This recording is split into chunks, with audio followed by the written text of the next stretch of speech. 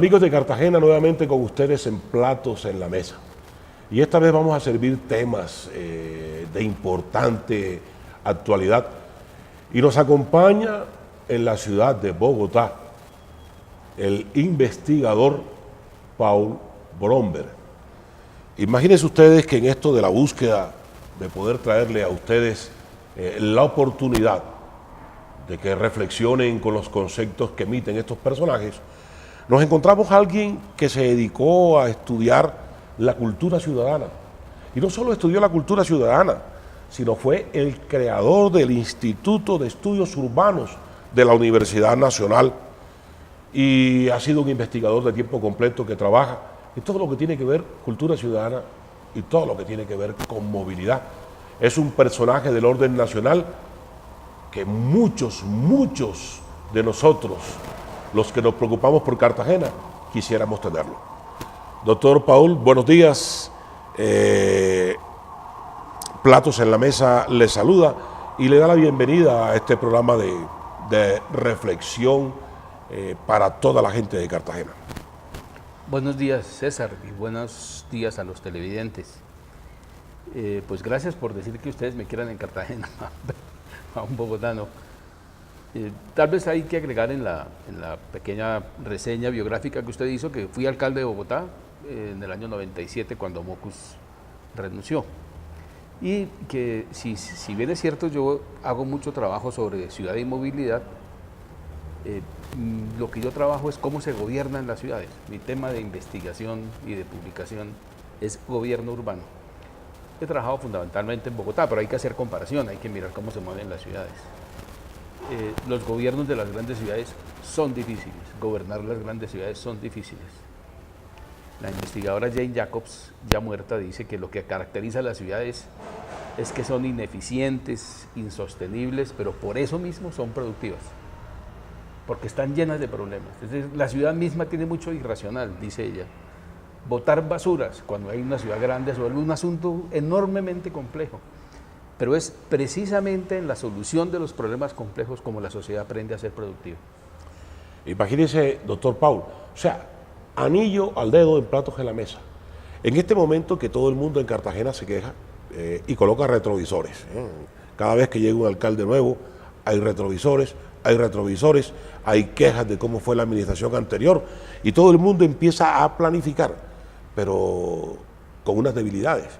No hay una reestructuración administrativa que pueda producir una política pública diferente.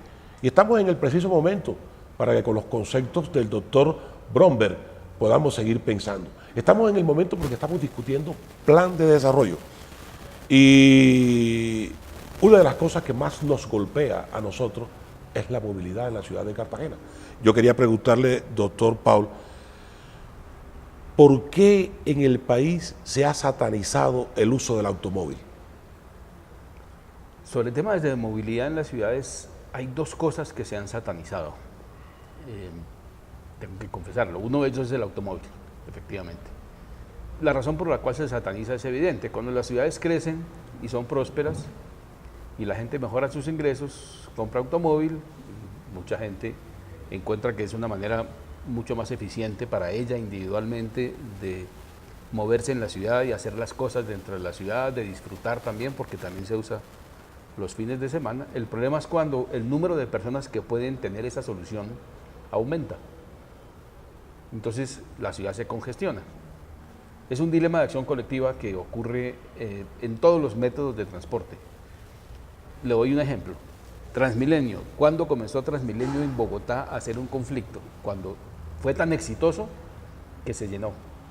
Entonces ya no funciona. Las bicicletas en Bogotá están a punto de entrar en ese punto exacto. Cuando ya mucha gente sale de la bicicleta, las ciclovías son insuficientes.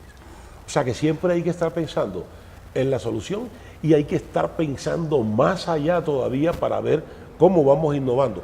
Y algo que dice usted de las cosas que se llenan también me llama la atención, y es que en algunas ciudades europeas no solo se tiene en cuenta esto, sino que he visto que las edificaciones nada más las hacen hasta 7 pisos.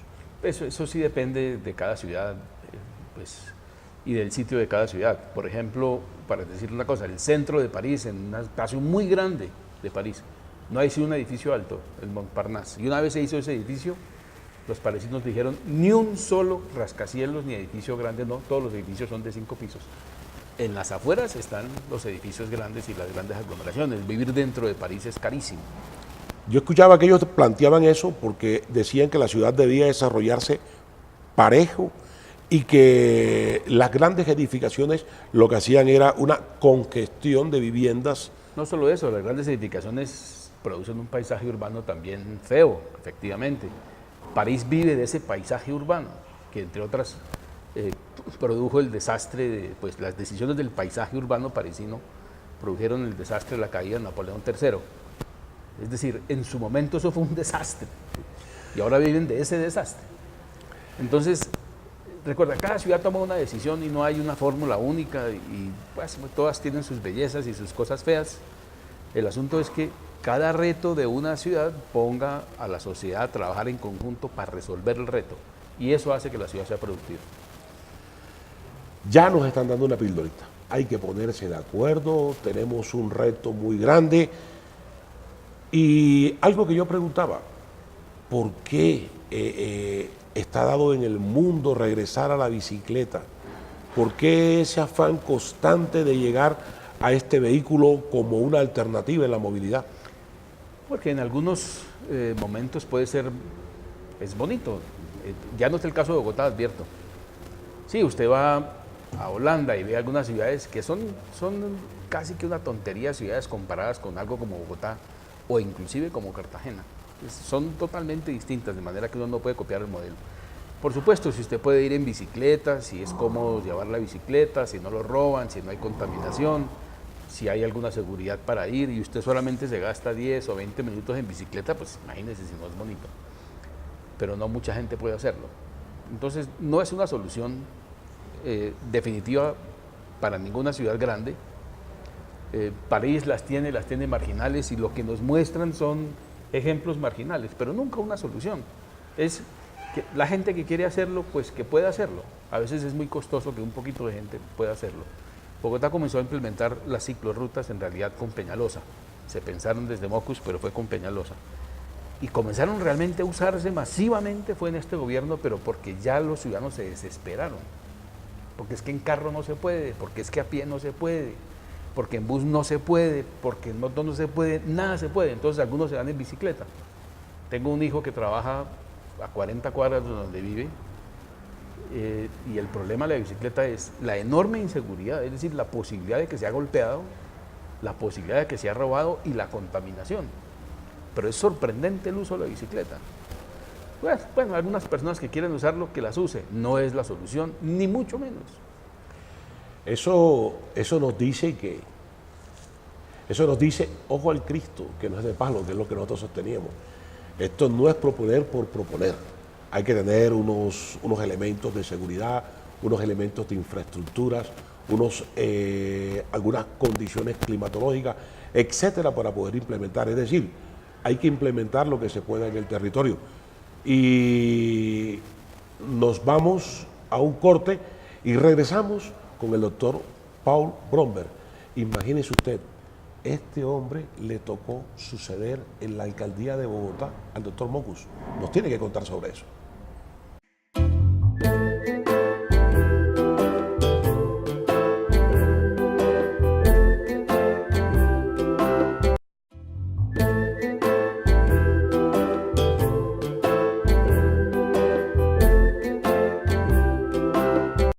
Amigos de Platos en la Mesa, imagínense ustedes Cartagena, la gente montada en bicicleta, sudando, la bicicleta que le roben. ¿Será que hemos pensado en eso?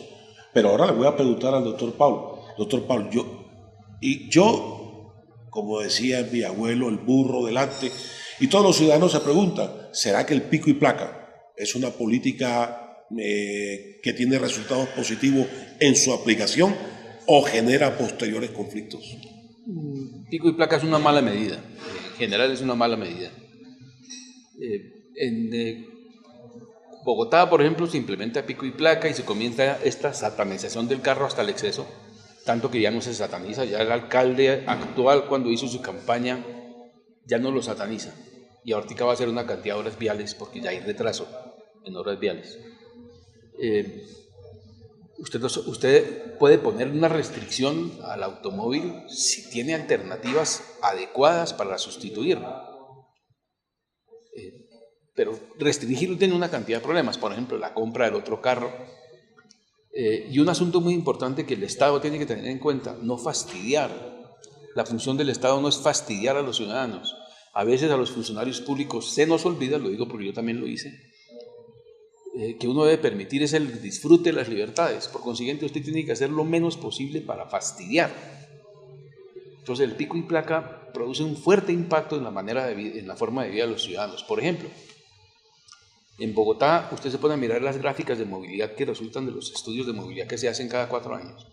Ya el 50% de los bogotanos que van a movilizarse en automóvil ya están en la calle a las 5:30 de la mañana. Es decir, usted alteró totalmente la vida familiar. Ya esas personas ni pueden despedirse de sus hijos. Tienen que salir a la casa a las 5:30 de la mañana para poder llegar antes de pico y placa al trabajo, por ejemplo, o para movilizarse en la congestión. Luego, usted tiene que pensar cuáles son las mejores alternativas. Si ponga dificultad al uso del carro, el uso del carro generalmente ya es difícil porque requiere parqueo. En muchos lugares la regulación del parqueo es la manera de regular el uso del carro. A veces lo reemplazan por un taxi y alguien dice, no ganamos nada. Sí se gana algo si la gente no usa el carro y no tiene que parquearlo en vía pública. Esa es una manera de regular el uso del carro.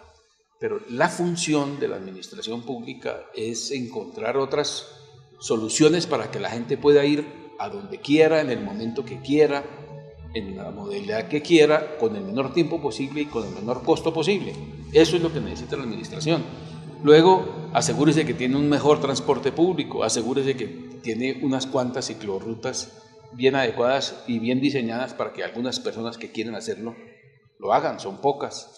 Debes tener un buen servicio de taxis, debes tener un servicio de transporte masivo. Y así, con el conjunto de todas esas, uno va armando la movilidad de la ciudad, pero no simplemente fastidiando y prohibiendo. Con base en eso, doctor Paul, ¿cuáles son las condiciones que debería tener, por decir algo, las secretarías de movilidad, las secretarías de interior, las secretarías de infraestructura? ¿Cuáles serían las condiciones que deben tener para buscar esta adecuación, esta facilitación de la realización del ser humano dentro de la ciudad? Mire, ya que usted lo menciona, porque usted quería hablar de la estructura administrativa, Bogotá creó la Secretaría de Movilidad a partir del Departamento Administrativo de Tránsito y Transporte. Creo que ustedes tienen un Departamento Administrativo de Tránsito y Transporte. Decidieron no llamarla Secretaría de Tránsito, sino Secretaría de Movilidad. El nombre no cambia gran cosa. Y en general, en una ciudad, todo está tan relacionado con todo que no hay una estructura administrativa que garantiza que no va a haber intersección de competencias. Luego, eso sí es experiencia de gobierno clara, la misma que tuve yo y la que yo analizo cuando miro los gobiernos, cuando tengo la oportunidad de investigar uno que otro gobierno y mirar su estructura administrativa. La única manera de conseguir una gestión integrada cuando hay problemas complejos como el de la movilidad es el liderazgo del alcalde. Eso es la única manera. Es decir, el alcalde debe decidir unos 7, 8 problemas que vamos a manejar en conjunto todos. Hacer reuniones eficaces, decidir quién debe actuar en cada momento y hacer el seguimiento de eso. Y eso funciona. Pero si usted simplemente nombra un secretario de movilidad o de tránsito, lo que sea, y lo deja suelto, y nombra un secretario de obras públicas y lo deja suelto, y nombra un secretario de gobierno y lo deja suelto, esos van a trabajar cada cual con su propia agenda y nunca van a integrar. No hay una estructura administrativa que garantice nada.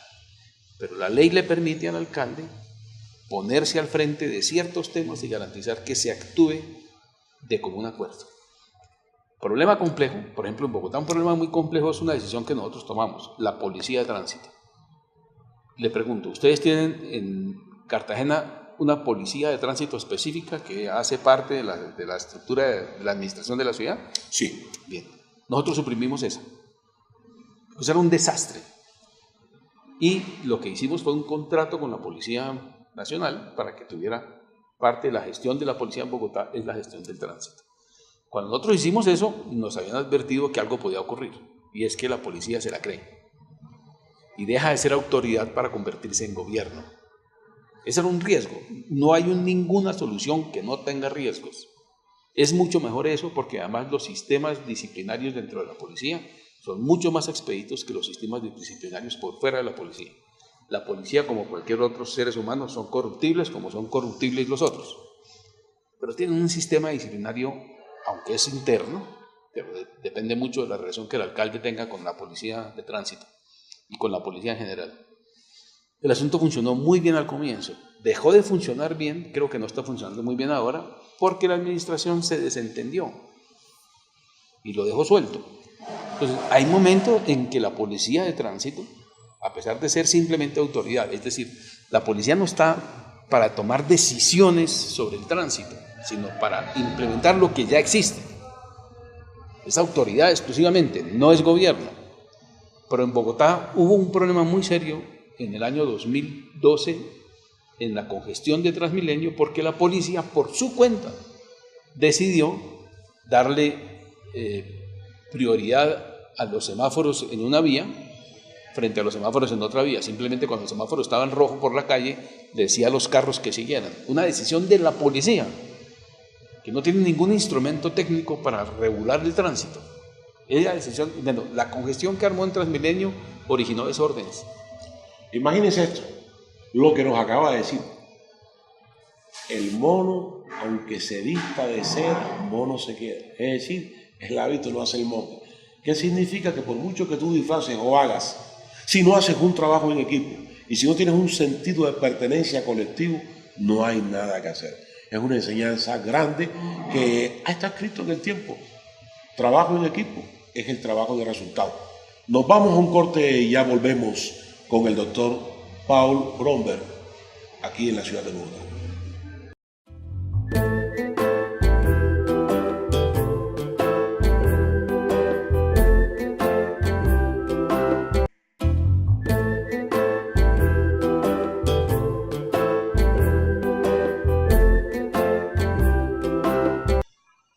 De nuevo con ustedes en este último set, y nos sorprende cómo un profesional se ha dedicado a estudiar todo lo que tiene que ser para organizar un gobierno. Y eso es lo que tenemos que hacer, tomar las experiencias, compilarlas, las investigaciones, para que toda esa parte pública y la ciudadanía se pueda nutrir. Pero eso no es posible si no tenemos algo importante que se llama cultura ciudadana. Doctor Pablo, ¿creería usted que la cultura ciudadana es una herramienta fundamental para el desarrollo de la ciudad? Mire, la cultura ciudadana que se la inventó Mockus es dos cosas a la vez ahora. Por una parte, es una política pública. Es una política pública para conseguir un estado, una situación ideal. Y cultura ciudadana es esa misma situación ideal. Por eso se puede decir es que la gente no tiene cultura ciudadana. ¿Qué quiere decir tener cultura ciudadana? Significa que en el comportamiento de la gente y en la manera como la gente justifica sus actos, él está de acuerdo con las leyes que rigen.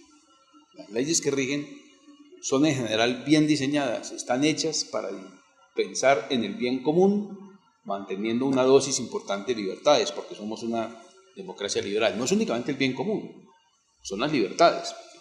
Nosotros no vivimos en una sociedad en la que solo hubiera bien común. Esto no es un hormiguero, es un conjunto de gente que tiene derecho a ser feliz por su propio medio, y lo que le impone la ley es una limitación cuando su forma de ser feliz afecta demasiado a otros o afecta la vida del colectivo.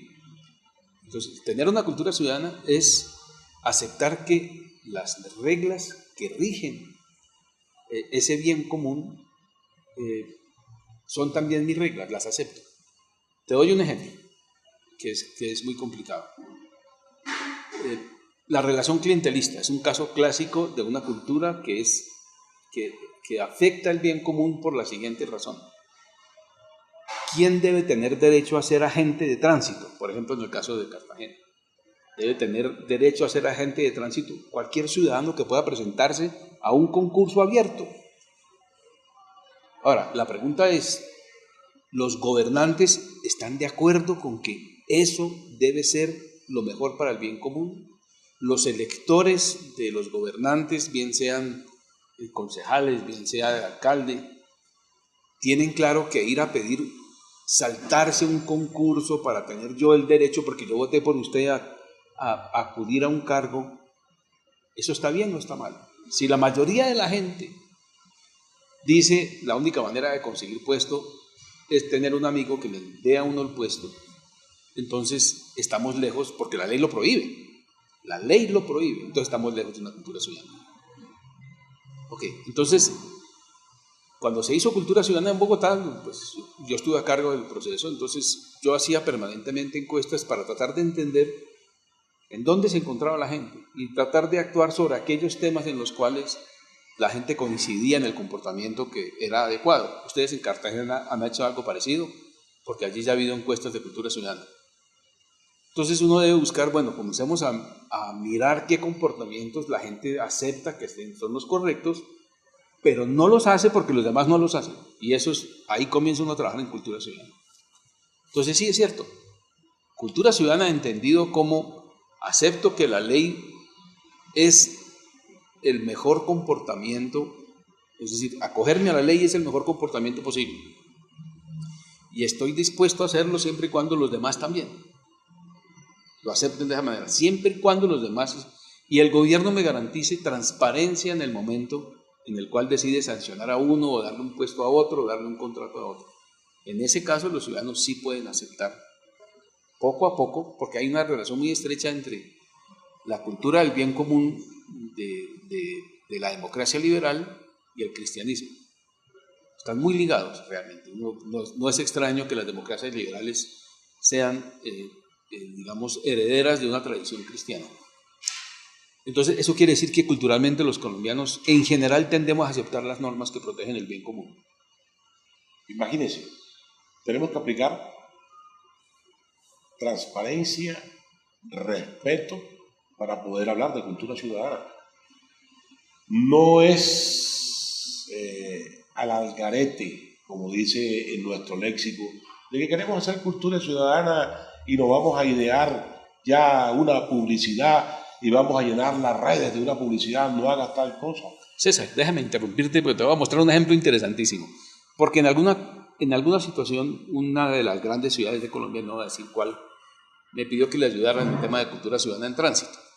Entonces fuimos a la ciudad y encontramos, por ejemplo, lo siguiente. El carro del contralor de la ciudad. Ese sí tenía permiso de parquearse al frente de la sede de la Contraloría, armando un trancón de miedo, pero él sí tenía permiso. Entonces uno le preguntaba, ¿y por qué este carro sí tiene permiso? No, porque es que el señor Contralor tiene muchos problemas. Y le dije, ¿quién no tiene muchos problemas? Es decir, estamos dispuestos a hacer cultura ciudadana y debemos comenzar diciendo públicamente, pues nos ponemos todas las autoridades al frente y los primeros que vamos a cumplir las normas somos nosotros. Y la ciudadanía le jala. Bueno, en el caso de esa ciudad no le jaló. No, ellos querían sus privilegios para los funcionarios públicos porque son personas muy importantes. Así no se puede promover. ¿Para qué saca usted una publicidad? Seamos bonitos. Si los ciudadanos tienen la idea de que el primero que no cumple es el gobierno. Y fíjese, doctor Paul, y así nos está ocurriendo con el pico y placa en todo el país. Es decir, el pico y placa exceptúa ambulancias, médicos, y eso es valedero. Pero también nos exceptúa a nosotros y nos exceptúa a otra gran cantidad de funcionarios que no debiera ser. No, señor, no debía ser, tiene usted razón. Desde un funcionario público no debe poner una ley que no está dispuesto a cumplir el mismo. Nos han dado hoy una lección a quitarse la corona, reyesuelos. O todos en la cama o todos en el suelo. Y de ahora en adelante a pensar mucho más como equipo y a pensar con amor por Cartagena. Amigos de Platos en la Mesa, llegamos al final de esta entrevista con el doctor Paul Brother de la ciudad de Bogotá. Nos satisface muchísimo haber encontrado en nuestro país alguien que conoce tanto y más sobre todo lo que es la formulación de propuestas para poder gobernar con mayor efectividad. Doctor Paul, Cartagena lo está viendo y... Bien, voy a decir algo a los cartageneros y de paso a los gobernantes de Cartagena, incluyendo aquí a César. Un gobierno no funciona bien hasta cuando los gobernantes no se dan cuenta que ellos son empleados de los ciudadanos. Son empleados de los ciudadanos. No son los que mandan. Los ciudadanos le entregan la delegación para fijar reglas porque si no, no podría haber, digamos, convivencia. Pero son los empleados. Mientras no se den cuenta de eso, no van a poder gobernar bien. Muchas gracias, doctor Paul, y a guardar las coronas y a guardar las medallas, señores.